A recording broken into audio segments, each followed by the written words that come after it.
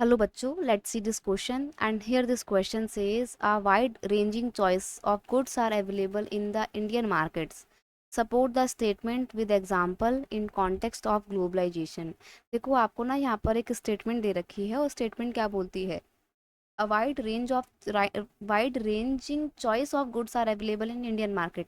आज के समय में इंडिया के मार्केट में ना वैरायटी ऑफ गुड्स अवेलेबल है जिसकी वजह से आपको चॉइस जो है वो अवेलेबल हो जाती है, यानी कि गुड्स में चॉइस आपके पास अवेलेबल है।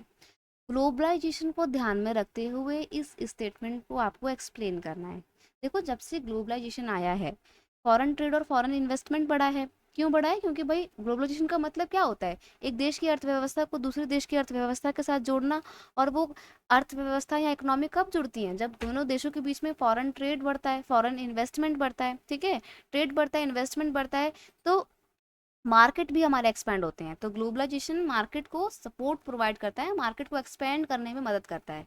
तो हम यहाँ पे कह सकते हैं कि that it's true to say that a wide ranging choice of goods are available in Indian market. India के मार्केट में wide variety of goods available है जिसकी वजह से चॉइसेस भी हमारे पास काफ़ी सारी हैं।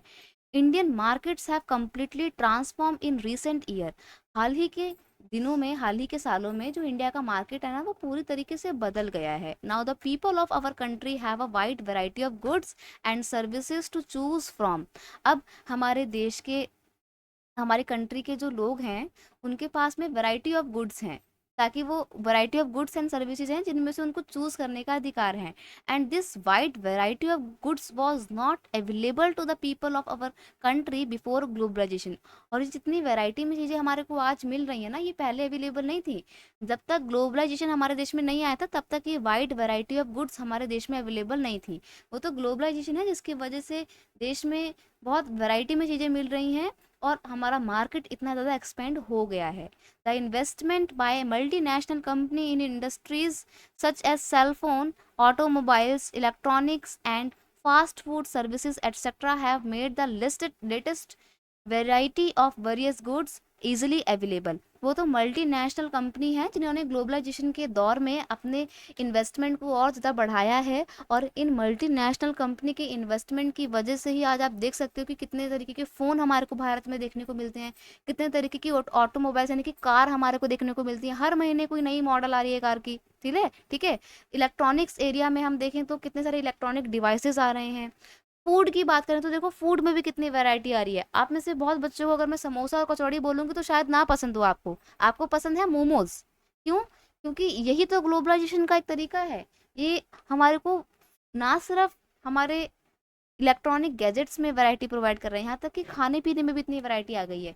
अपने पेरेंट्स से पूछिएगा, वो बताएंगे कि पहले फूड में इतनी ज़्यादा वैरायटी नहीं थी। पहले वही समोसा कचौड़ी जैसी चीज़ें मिलती थी, लेकिन अब आप चले जाओ, आपको इंडियन अलग मिलेगा, साउथ इंडियन फूड अलग मिलेगा, इटालियन अलग मिलेगा, मैक्सिकन अलग मिलेगा, चाइनीज़ अलग मिलेगा। इतनी ज़्यादा वैरायटी है फूड में भी। ठीक है, फ़ोन में भी है, इलेक्ट्रॉनिक आइटम्स में, टीवीज़ वगैरह में इतनी वैरायटी है, कार वगैरह में इतनी वैरायटी है।